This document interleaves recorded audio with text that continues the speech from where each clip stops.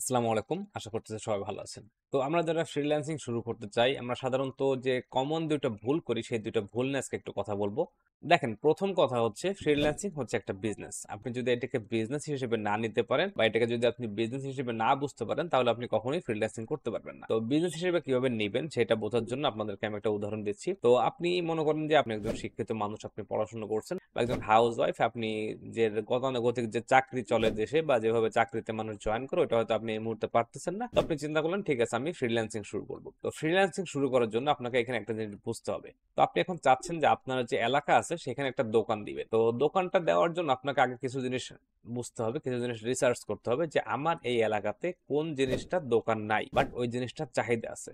তো সাপোজ আপনার বাজারে কোনো ফার্মেসি নেই, তাহলে আপনি যদি একটা ফার্মেসি আপনার বাজারে দেন, যেহেতু আপনার এলাকার মানুষ অসুস্থ হচ্ছে, তাদের ওষুধের প্রয়োজন হচ্ছে, তারা হয়তো ওষুধটা কেনার জন্য দূরে কোনো বাজার থেকে বা দূরে কোথাও থেকে ওষুধগুলো কিনে আনছে। তো সেই ক্ষেত্রে আপনি কি করলেন, আপনি আপনার বাজারে একটা ফার্মেসির দোকান দিলেন। এবং এই ক্ষেত্রে দেখা যাচ্ছে কি, যেহেতু আপনার অবশ্যই এই বিষয়ে একটা ব্যাকগ্রাউন্ড নলেজ থাকতে হবে বা আপনাকে একটা ব্যাকগ্রাউন্ড নলেজ অ্যাকোয়ার করতে হবে, আপনাকে শিখতে হবে কিভাবে ফার্মেসির দোকান চালাইতে হয়, কিভাবে কোন ওষুধগুলো কোন গ্রুপের মধ্যে পড়ে, কোন রোগের জন্য সাধারণত কোন গ্রুপের ওষুধ দিতে হয়, এইগুলো কিছু টুকটাক জিনিস আছে যে আপনাকে অবশ্যই জানতে হবে। তো এটা যখন আপনি জানলেন যে ঠিক আছে আমার এলাকাতে ফার্মেসি নাই, তাহলে আমি এখানে একটা ফার্মেসি দিলে আমি ভালো করতে পারবো, সেটা খুবই সুন্দর একটা উদ্যোগ হবে। আপনি খুবই সহজে এখানে ফার্মেসি দিতে পারবেন। তো দেখা যাচ্ছে আপনি ফার্মেসি দিলেন, আপনি ফার্মেসি সম্পর্কে টুকটাক কিছু বেসিক ব্যাকগ্রাউন্ড নলেজ আপনি আস্তে আস্তে অ্যাকোয়ার করতে থাকলেন। পাশাপাশি আপনি কিন্তু নিজেকে আপডেট করার জন্য একটা ফার্মেসির উপরে যে কোর্স গুলো পাওয়া যায়, আপনি একটা কোর্স করলেন। তো দেখা যাচ্ছে আপনি ফার্মেসি সম্পর্কে মোটামুটি বুঝে গেলেন, এখন আপনার ব্যবসাটা আস্তে আস্তে চালু হতে থাকবে। বাট আমরা এখানে যে ভুলটা অনেকে করি সেটা হচ্ছে যে আমি দেখতেছি যে আমার বাজারে 10টা ফার্মেসি অলরেডি আছে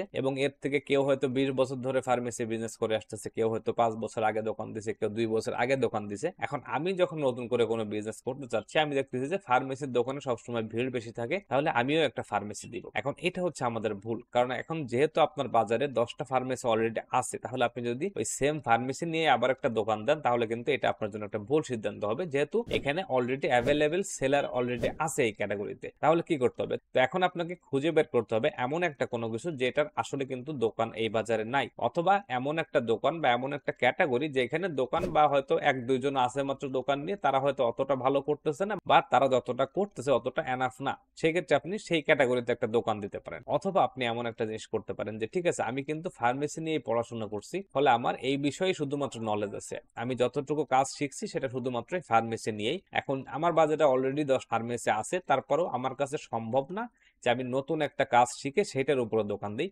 তাহলে আপনি কি করতে পারেন, তাহলে আপনি ফার্মেসিকে ন্যারো ডাউন করতে পারেন যে আমার বাজারে যে 10টা ফার্মেসি আছে, সেই 10টা ফার্মেসি কি করতেছে, তারা নর্মালি মানুষের জন্য ওষুধ বিক্রি করতেছে, টুকটাক তারা কিছু গবাদি পশুর ওষুধ বিক্রি করে। বাট আপনি যেটা করবেন সেটা হচ্ছে আপনি এখন শুধুমাত্র গবাদি পশুকে ফোকাস করে আপনার ফার্মেসিটা করতে পারেন, যেহেতু এইখানে অলরেডি মানুষের ওষুধ বিক্রি করার জন্য এনাফ লোক আছে, এনাফ দোকান আছে। তো সেই ক্ষেত্রে আপনি যেখানে গবাদি পশুর ওষুধ বিক্রি করা হয়, আপনি সেই সেকশনে আপনার দোকান দিতে পারেন। তাহলে কিন্তু আপনার কাছে নর্মাল একটা ফার্মেসি দেওয়ার থেকে সুযোগটা বেশি থাকবে। তো আমরা যখন ফ্রিল্যান্সিং শুরু করতে যাই, আমরা সাধারণত এই দুইটা ভুল করি। আমরা কি করি, আমরা দেখি যে অমুক ভাই এত টাকা ইনকাম করতেছে, অমুক ভাই এত এই করতেছে ওই করতেছে, তাহলে আমি ওইটা নিয়ে কাজ শিখবো।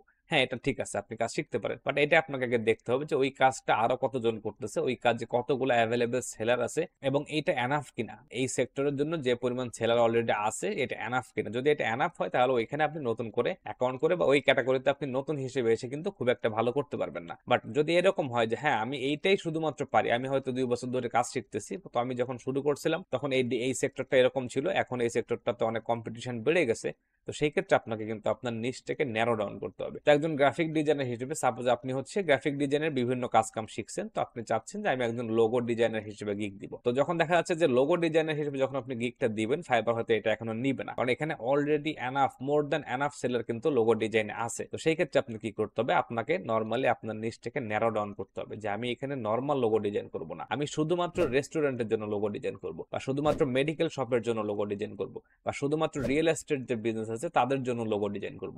তো সেই ক্ষেত্রে কিন্তু আপনার এখানে সাকসেস পাওয়ার সম্ভাবনাটা নর্মালি একটা লোগো ডিজাইন গিগ দেওয়ার থেকে কিন্তু বেড়ে যাবে। তো এগুলো বুঝতে হবে আমাকে, যখনই ফ্রিল্যান্সিং আমরা করতে চাচ্ছি বা চাইবো, তখন আমাদেরকে এই জিনিসটা বুঝতে হবে, আমাদেরকে বুঝতে হবে যে কিভাবে একটা বিজনেস রান করতে হয়, কিভাবে একটা বিজনেস কাজ করে। এটা যদি আপনি না বুঝতে পারেন, তাহলে কিন্তু আপনি মূলত ফ্রিল্যান্সিং এ সফলতা হয়তো ওইভাবে পাবেন না যেভাবে আপনি ভাবতেছেন।